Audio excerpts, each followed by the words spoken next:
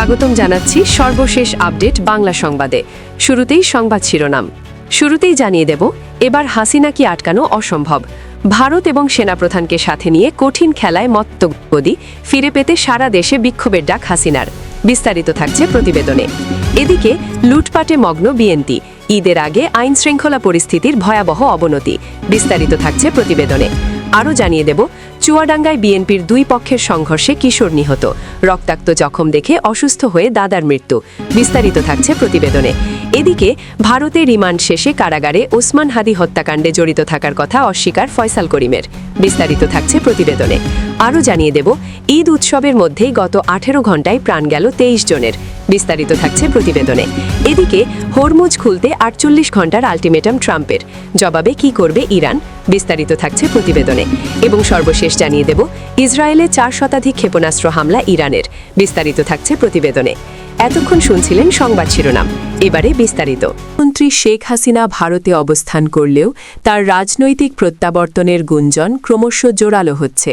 সাম্প্রতিক social media post ও আওয়ামী লীগের কিছু নেতাকর্মীর মধ্যে ছড়িয়ে পড়া দাবি অনুসারে এবার হাসিনাকে আটকানো অসম্ভব। তারা বলছেন, ভারত সরকার এবং বাংলাদেশের সেনাপ্রধান জেনারেল ওয়াকারুজ্জামানকে সাথে নিয়ে তিনি একটি কঠিন খেলা খেলছেন, যার লক্ষ্য ক্ষমতায় গদি ফিরে আসা। এই পরিস্থিতিতে সারা দেশে বিক্ষোভ সমাবেশের ডাক দিয়ে আন্দোলনের প্রস্তুতি নেওয়ার কথা শোনা যাচ্ছে। শেখ হাসিনা 2024 সালের 5 আগস্ট গণ অভ্যুত্থানের মুখে পদত্যাগ করে ভারতে আশ্রয় নেন। তারপর থেকে প্রায় 1.5 বছর ধরে তিনি দিল্লিতে অবস্থান করছেন। বাংলাদেশে অন্তর্বর্তী সরকারের পর 2026 সালের ফেব্রুয়ারিতে অনুষ্ঠিত নির্বাচনে আওয়ামী লীগ অংশগ্রহণ না করায় দলটির নেতাকর্মীরা অসন্তুষ্ট। এই অসন্তোষের মধ্যেই হাসিনার পক্ষ থেকে প্রত্যাবর্তনের ইঙ্গিত আসতে শুরু করেছে। ফেব্রুয়ারি মাসের শেষের দিকে দিল্লিতে এক বৈঠকে তিনি দলীয় নেতাকর্মীদের প্রস্তুতি নেওয়ার নির্দেশ দেন বলে খবর পাওয়া যায়। সূত্রমতে তিনি বলেছেন, সময় এসেছে দেশে ফিরে রাস্তায় লড়াই শুরু করার। এই দাবির কেন্দ্রবিন্দুতে রয়েছে ভারতের ভূমিকা। ভারত সরকার শেখ হাসিনাকে এক্সট্রাডিশন না করে আশ্রয় দিয়ে যাচ্ছে। বাংলাদেশ সরকারের একাধিক অনুরোধ সত্ত্বেও দিল্লি তাকে ফেরত দিতে অস্বীকার করেছে। গত অক্টোবরে প্রধান উপদেষ্টা ড. মোহাম্মদ ইউনুস এক সাক্ষাৎকারে বলেছিলেন, ভারত এখনও আশাবাদী যে হাসিনা বিজয়ীর বেশে দেশে ফিরবেন। এছাড়া ভারতের পররাষ্ট্রমন্ত্রী ও অন্যান্য কর্মকর্তারা বিভিন্ন সময়ে হাসিনার প্রত্যাবর্তন নিয়ে ইতিবাচক ইঙ্গিত দিয়েছেন।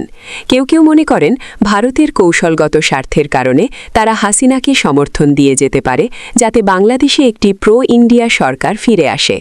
অন্যদিকে সেনাপ্রধান জেনারেল ওয়াকারুজ্জামানের সাথে সহযোগিতার গুজবও ছড়িয়েছে। কিছু সোশ্যাল মিডিয়া পোস্টে দাবি করা হয়েছে, সেনাপ্রধান হাসিনার পক্ষে অবস্থান নিয়েছেন। 2024-এর অভ্যুত্থানে সেনাবাহিনী হাসিনার পতন নিশ্চিত করতে গুরুত্বপূর্ণ ভূমিকা পালন করেছিল। বর্তমানে সেনাপ্রধানের ভারত সফর ও দুই দেশের সামরিক সম্পর্ক নিয়ে আলোচনা হলেও হাসিনাকে ফেরানোর জন্য কঠিন খেলার স্পষ্ট প্রমাণ। এদিকে হাসিনার প্রত্যাবর্তনের দাবিতে সারা দেশে বিক্ষোভের ডাক দেওয়া হয়েছে বলে আওয়ামী লীগের কয়েকটি গ্রুপ থেকে খবর আসছে। তারা বলছেন, গণতন্ত্র ফিরিয়ে আনতে রাস্তায় নামতে হবে। তবে বাস্তবে এখনও ব্যাপক আন্দোলনের কোনো চিহ্ন দেখা যাচ্ছে না, বরং বিএনপি, জামায়াত সহ অন্যান্য দলগুলো হাসিনার প্রত্যাবর্তনকে অসম্ভব বলে উড়িয়ে দিচ্ছে। অনেকে মনে করেন, এসব দাবি মূলত প্রোপাগান্ডা ও দলীয় কর্মীদের মনোবল বাড়ানোর চেষ্টা। রাজনৈতিক বিশ্লেষকরা বলছেন, হাসিনার বিরুদ্ধে গণহত্যা, দুর্নীতি ও মানবতাবিরোধী অপরাধের অভিযোগে একাধিক মামলায় অনুপস্থিতি। এই পরিস্থিতিতে দেশের রাজনীতিতে নতুন করে উত্তেজনা তৈরি হচ্ছে। আওয়ামী লীগের একাংশ হাসিনার নেতৃত্বে আন্দোলনের স্বপ্ন দেখলেও বাস্তবে তা কতটা সম্ভব, সেটাই এখন বড় প্রশ্ন। পর্যবেক্ষকরা বলছেন, ভারত বাংলাদেশ সম্পর্ক ও সেনাবাহিনীর অবস্থানের ওপর নির্ভর করবে পরবর্তী দিনগুলো।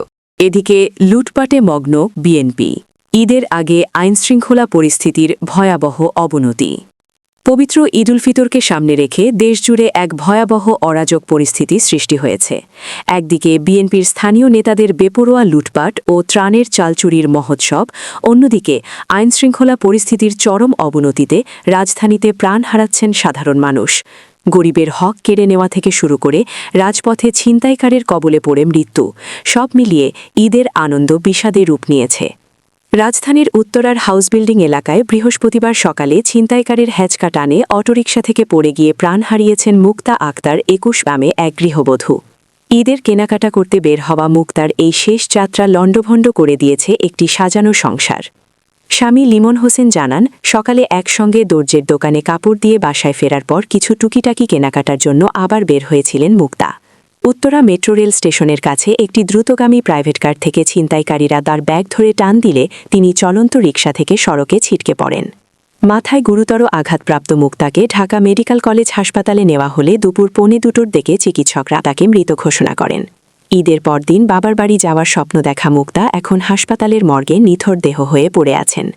আইনশৃঙ্খলার এই অবনতির মধ্যেই মফস্বলে চলছে বিএনপির ত্রাণের চাল লুটের মহোৎসব। গাইবান্ধার গোবিন্দগঞ্জ উপজেলার সাপমারা ইউনিয়নে ভিজিএফের চাল বিতরণ করতে গিয়ে স্থানীয় বিএনপি নেতা সারোয়ার হোসেন চৌধুরীর রোষানলে পড়েন ভারপ্রাপ্ত চেয়ারম্যান আবু তালেব মণ্ডল।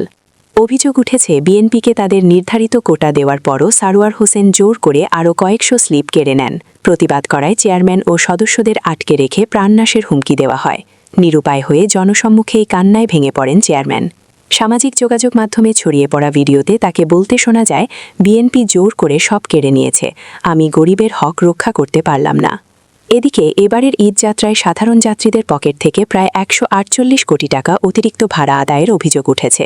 যাত্রী কল্যাণ সমিতির দাবি, পরিবহন মালিকদের নৈরাজ্য এবং সরকারের নজরদারির অভাবে গত ২০ বছরের রেকর্ড ভেঙেছে এবারের ভাড়া সন্ত্রাস। এদিকে ঈদযাত্রা নিয়ে সড়ক পরিবহন ও সেতুমন্ত্রী শেখ রবিউল আলমের বক্তব্যের সাথে বাস্তবতার কোনো মিল নেই বলে তীব্র সমালোচনা শুরু হয়েছে। দেশের বর্তমান পরিস্থিতি পর্যবেক্ষণ করে বিশ্লেষকরা বলছেন, একদিকে রাজনৈতিক ছত্রছায়ায় ত্রাণের চাল লুটপাট এবং অন্যদিকে রাজধানীতে প্রকাশ্য দিবালোকে ছিনতাইয়ের ঘটনায় মানুষের জানমালের নিরাপত্তা আজ চরম সংকটে।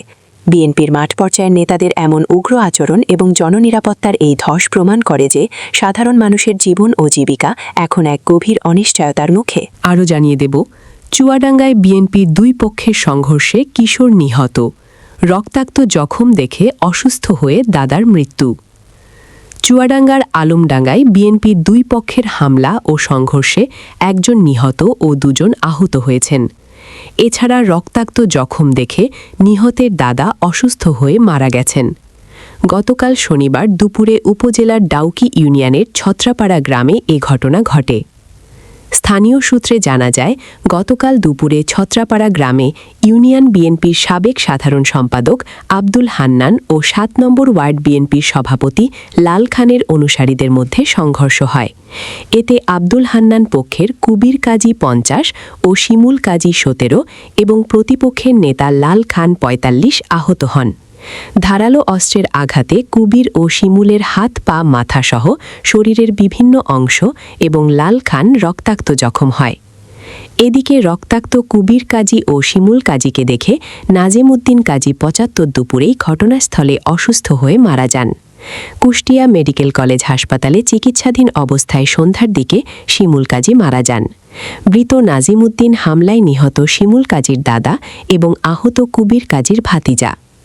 এ সম্পর্কে চুয়াডাঙ্গার অতিরিক্ত পুলিশ সার্কেল মুস্তাফিজুর রহমান বলেন, শনিবার ঈদের দিন দুপুরে দুই পক্ষের সংঘর্ষে আহত কুবির কাজী ও শিমুল কাজীকে প্রথমে আলমডাঙ্গা উপজেলা স্বাস্থ্য কমপ্লেক্সে ভর্তি করা হয়।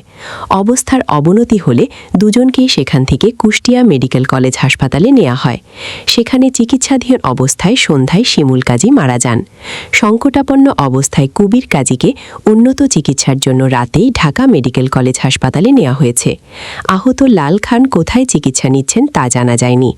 স্থানীয় একাধিক সূত্রে জানা গেছে, আলমডাঙ্গা উপজেলার ডাউকি ইউনিয়নের ছত্রাপাড়া গ্রামে বিপুল পরিমাণ খাস জমি আছে।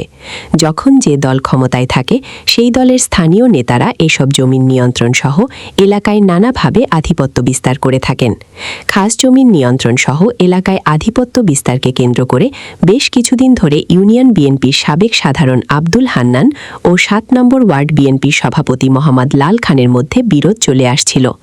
ডাউকি ইউনিয়ন বিএনপির সভাপতি আবদার হোসেন দলের অভ্যন্তরীণ বিরোধের কথা স্বীকার করে বলেন, চুয়াডাঙ্গা ১ আসনে জামায়াত দলীয় সংসদ সদস্য মাসুদ পারভেজের রাসেলের বাড়ি ছত্রাপাড়া গ্রামে। শনিবার দুপুরে তার বাড়িতে অনুষ্ঠান ছিল। গ্রামের অনেকেই বিষয়টি নিয়ে ব্যস্ত ছিলেন। আবদার হোসেন জানান, গতকাল বিএনপির অনুসারীদের মধ্যে কারা জামায়াতের প্রার্থীর পক্ষে অবস্থান নিয়েছিলেন তা নিয়ে আব্দুল হান্নান ও লাল খানের অনুসারীদের মধ্যে বিতর্ক শুরু হয়। এক পর্যায়ে প্রতিপক্ষের লোকজন লাল খানের ভাতিজা তরিকুলকে মারধর করেন। প্রতিশোধ নিতে লাল খানের লোকজন হামলাকারীদের খুঁজতে থাকেন। গতকাল দুপুরে দুই পক্ষের লোকজন সংঘর্ষে জড়িয়ে পড়েন। সংসদ সদস্য মাসুদ পারভেজ প্রথম আলোকে বলেন, আধিপত্য বিস্তার ও পূর্ব বিরোধের জেরে ছত্রাপাড়া গ্রামে সংঘর্ষ হয়েছে। পুলিশকে বলেছি গ্রামের বাড়ি বাড়ি তল্লাশি চালাতে। যাদের বাড়িতে অবৈধ এসব অস্ত্র পাওয়া যাবে তাদের বিরুদ্ধে প্রয়োজনীয় আইনানুগ ব্যবস্থা নিতে হবে। এদিকে ভারতের রিমান্ড শেষে কারাগারে ওসমান হাদি হত্যাকাণ্ডে জড়িত থাকার কথা অস্বীকার ফয়সাল করিমের। শহীদ শরীফ ওসমান হাদি হত্যাকাণ্ডের প্রধান আসামি ফয়সাল করিম মাসুদ এবং তার সহযোগী আলমগীর হোসেনকে ভারতে পুলিশ হেফাজতে জিজ্ঞাসাবাদের পর কারাগারে পাঠিয়েছেন পশ্চিমবঙ্গের একটি আদালত। সেখানে ফয়সাল করিম দাবি করেছেন তিনি ওসমান হাদি হত্যাকাণ্ডে জড়িত নন। ৮ মার্চ ফয়সাল ও আলমগীরকে পশ্চিমবঙ্গ বাংলাদেশ সীমান্ত লাগোয়া বনগাঁ এলাকা থেকে আটক করে পশ্চিমবঙ্গ পুলিশের বিশেষ টাস্কফোর্স বা এসটিএফ। অনুপ্রবেশের অভিযোগে গ্রেপ্তারের পর পুলিশ দুজনকে জিজ্ঞাসাবাদের জন্য ১৪ দিনের জন্য রিমান্ডে নিয়েছিল। জিজ্ঞাসাবাদ শেষে আজ রোববার ফয়সাল ও আলমগীরকে পশ্চিমবঙ্গের উত্তর ২৪ পরগনা জেলার বিধাননগর মহকুমা জিজ্ঞাসা বিভাগীয় আদালতে হাজির করা হয়। আদালত দুজনকে ১২ দিনের জন্য কারা হেফাজতে রাখার নির্দেশ দেন। আগামী ২ এপ্রিল আবার আদালতে হাজির করা হবে তাদের। আদালতে নেওয়ার আগে দুজনের স্বাস্থ্য পরীক্ষা করায় বিধাননগর পুলিশ। আদালতে নেওয়ার পর উপস্থিত সাংবাদিকেরা ফয়সালকে বাংলাদেশে ওসমান হাদি হত্যাকাণ্ডের বিষয়ে প্রশ্ন করেন। জবাবে ফয়সাল বলেন, আমি এই কাজ করিনি, এসব কাজের সঙ্গে আমি যুক্ত ছিলাম না। সাংবাদিকেরা তার কাছে জানতে চান, তবে কি তাকে ফাঁসানো হয়েছে? তবে এই প্রশ্নের উত্তর এড়িয়ে যান ফয়সাল। তবে এসটিএফ সূত্র জানিয়েছে, জিজ্ঞাসাবাদে ফয়সাল ও আলমগীর ঢাকায় ওসমান হাদিকে হত্যার বিষয়ে স্বীকার করেছেন। ইনকিলাব মঞ্চের আহ্বায়ক শরীফ ওসমান হাদিকে গত বছরের ১২ ডিসেম্বর ঢাকায় গুলিবর্ষণের পর পুলিশি তদন্তে নাম আসে নিষিদ্ধ সংগঠন ছাত্রলীগের সাবেক নেতা ফয়সাল করিমের। যে মোটরসাইকেলে এসে ওসমান হাদিকে গুলি করা হয়েছিল তাতে ফয়সাল ও আলমগীর ছিলেন বলে গোয়েন্দা কর্মকর্তারা জানান। এসটিএফের ভাষ্য অনুসারে ফয়সাল ও আলমগীর পশ্চিমবঙ্গের বনগাঁয় পালিয়ে এসে বাংলাদেশে ফিরে যাওয়ার সুযোগ খুঁজছিল। গোপন সূত্রে খবর পেয়ে তাদের গ্রেপ্তার করা হয়। ভারতে গ্রেপ্তার এ দুজনকে দেশে ফেরত আনার কাজ ইতিমধ্যে শুরু হয়েছে বলে স্বরাষ্ট্রমন্ত্রী সালাহুদ্দিন আহমেদ জানান। এদিকে গুলিবিদ্ধ ওসমান হাদিকে উন্নত চিকিৎসার জন্য সিঙ্গাপুরে নেওয়া হয়েছিল। সেখানে ১৮ ডিসেম্বর তিনি মারা যান। এই হত্যাকাণ্ডের পর ইনকিলাব মঞ্চের সদস্য সচিব আবদুল্লাহ আল জাবের একটি মামলা করেন। সেই মামলার তদন্ত করে গত ৬ জানুয়ারি গোয়েন্দা পুলিশ ১৭ জনের বিরুদ্ধে অভিযোগপত্র দাখিল করে। তাদের মধ্যে ১২ জন বাংলাদেশে গ্রেপ্তার হন। ভারতে ফয়সাল ও আলমগীর ছাড়াও তাদের পালাতে সহায়তাকারী একজনও ধরা পড়েছেন। আরও জানিয়ে দেব, ঈদ উৎসবের মধ্যেই গত ১৮ ঘণ্টায় প্রাণ গেল ২৩ জনের। ঈদ উৎসবের মধ্যেই দেশজুড়ে একের পর এক সড়ক ও রেল দুর্ঘটনায় ১৮ ঘণ্টায় অন্তত ২৩ জনের মৃত্যু হয়েছে। শনিবার ২১ মার্চ বিকেল থেকে রবিবার ২২ মার্চ সকাল পর্যন্ত কুমিল্লা, হবিগঞ্জ, ফেনী, নাটোর, নড়াইল ও ঝিনাইদহে পৃথক দুর্ঘটনায় এসব প্রাণহানির ঘটনা ঘটে। এর মধ্যে সবচেয়ে ভয়াবহ দুর্ঘটনাটি ঘটে ২১ মার্চ কুমিল্লার একটি রেল ক্রসিংয়ে। দিবাগত রাত ৩টের দিকে সদর দক্ষিণ উপজেলার জাঙ্গালিয়া এলাকায় চট্টগ্রামগামী ট্রেনের সঙ্গে মামুন পরিবহনের একটি যাত্রীবাহী বাসের সংঘর্ষে ঘটনাস্থলে ১২ জন নিহত হন। বাসটি রেল ক্রসিং পার হওয়ার সময় ট্রেনের ধাক্কায় দুমড়ে মুচড়ে যায়। প্রাথমিকভাবে চালকের অসতর্কতাকেই দুর্ঘটনার কারণ হিসেবে মনে করছে সংশ্লিষ্টরা। রবিবার ২২ মার্চ সকালে হবিগঞ্জের মাধবপুরে দ্রুতগতির একটি পিকআপ ভ্যান খাদে পড়ে নারী ও শিশুসহ ৪ জন নিহত হন। ঢাকাগামী আসবাবপত্র বোঝাই পিকআপটি অন্য একটি যানবাহনের সঙ্গে সংঘর্ষ এড়াতে গিয়ে এই দুর্ঘটনার শিকার হয়। শায়েস্তাগঞ্জ হাইওয়ে পুলিশ দীর্ঘ চেষ্টার পর পিকআপটি উদ্ধার করে ভেতর থেকে ৪ জনের মরদেহ বের করে। এর আগে রবিবার ভোর ৪:৩০টার দিকে ঢাকা চট্টগ্রাম মহাসড়কের ফেনীর রামপুর এলাকায় বাস, অ্যাম্বুলেন্স ও মোটরসাইকেলের ত্রিমুখী সংঘর্ষে প্রাণ হারান আরও ৩ জন।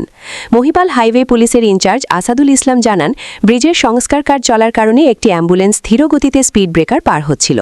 এই সময় শ্যামলী পরিবহনের একটি বাস পেছন থেকে অ্যাম্বুলেন্সটিকে ধাক্কা দেয়। এ নিয়ে বাকবিতণ্ডা ও সড়কে জটলা তৈরি হলে বেপরোয়া গতিতে আসা দোয়েল পরিবহন নামে আরেকটি বাসের সঙ্গে অ্যাম্বুলেন্স ও একটি মোটরসাইকেলের মারাত্মক সংঘর্ষ হয়। এতে একজন মোটরসাইকেল আরোহী, একটি বাসের সুপারভাইজার ও একজন যাত্রী প্রাণ হারান। অন্যদিকে নাটোরের বড়াইগ্রাম উপজেলায় বিয়ের আগের দিন সড়ক দুর্ঘটনায় মারা যান জুলফিকার নামের এক প্রকৌশলী।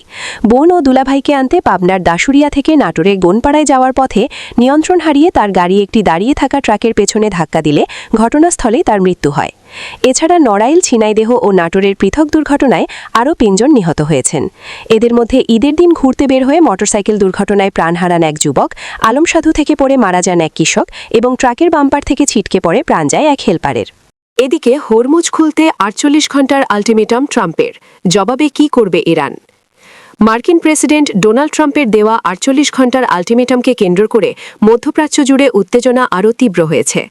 বিশেষ করে গুরুত্বপূর্ণ হরমুজ প্রণালী নিয়ে ইরানের সম্ভাব্য পদক্ষেপগুলো আন্তর্জাতিক মহলে এখন আলোচনার কেন্দ্রে। মার্কিন আলটিমেটামের বিষয়ে ইরান বলছে, তারা উপসাগরীয় অঞ্চলে যুক্তরাষ্ট্র সম্পর্কিত জ্বালানি অবকাঠামোর ওপর হামলার মাধ্যমে জবাব দিতে পারে। একই সঙ্গে হরমুজ প্রণালীতে যেসব জাহাজ শত্রুপক্ষের সঙ্গে সংশ্লিষ্ট নয়, তারা ইরানের সঙ্গে সমন্বয় করলে নিরাপদে চলাচল করতে পারবে বলেও জানায় তেহরান। বিশ্লেষকদের মতে, হরমুজ প্রণালীতে নিজেদের নিয়ন্ত্রণ বজায় রাখা ইরানের অন্যতম বড় কৌশলগত হাতিয়ার। এই প্রণালী দিয়ে বিশ্বের একটি বড় অংশের জ্বালানি রপ্তানি হয়, ফলে কার্যত এই নিষেধাজ্ঞা তুলে নেওয়া মানে যুদ্ধক্ষেত্রে ইরানের গুরুত্বপূর্ণ চাপ প্রয়োগের মাধ্যম হারানো। অন্যদিকে মার্কিন প্রেসিডেন্ট ডোনাল্ড ট্রাম্প যদি ইরানের বিদ্যুৎ কেন্দ্রে হামলার হুমকি বাস্তবায়ন করেন, তাহলে তা বেষ্টুর জন্য ভয়াবহ পরিণতি ডেকে আনতে পারে বলে মনে করছেন বিশ্লেষকরা। তবে অতীত অভিজ্ঞতা থেকে তারা বলছে, ইরান সরকার তাদের অর্থনীতি ও জনগণের ওপর বড় ধরনের ক্ষতি ও দুর্ভোগ সত্ত্বেও দীর্ঘ সময় ধরে তা সহ্য করতে প্রস্তুত। কারণ কঠোর নিষেধাজ্ঞা ও আভ্যন্তরীণ অস্থিরতা সত্ত্বেও ইরান দীর্ঘ সময় ধরে চাপ সহ্য করে এসেছে। চলতি বছরের শুরুতে দেশজুড়ে বিক্ষোভ দমনে কঠোর পদক্ষেপ নেয় ইরান সরকার, যেখানে হাজারো মানুষ নিহত হওয়ার অভিযোগ রয়েছে। সম্প্রতি বিক্ষোভ সংক্রান্ত মামলায় ৩ জনেই মৃত্যুদণ্ড প্রজ্ঞাপনও করা হয়েছে। বিশ্লেষকদের ধারণা, মার্কিন প্রেসিডেন্টের দেওয়া হুমকিকে ট্রাম্পের ধাপ্পাবাজি বা প্রতারণা হিসেবে বিবেচনা করছেন ইরানের নেতারা। একই সঙ্গে তারা আশা করেন যে উপসাগরীয় দেশগুলোর উপর চাপ সৃষ্টি হলে এসব দেশ যুক্তরাষ্ট্রকে সংযত থাকার আহ্বান জানাবে। এর আগে ইরানের পররাষ্ট্রমন্ত্রী আব্বাস আরাকজি জানিয়েছেন, সমাধান খুঁজতে বিভিন্ন দেশ ইতোমধ্যে তেহরানের সঙ্গে যোগাযোগ করেছে।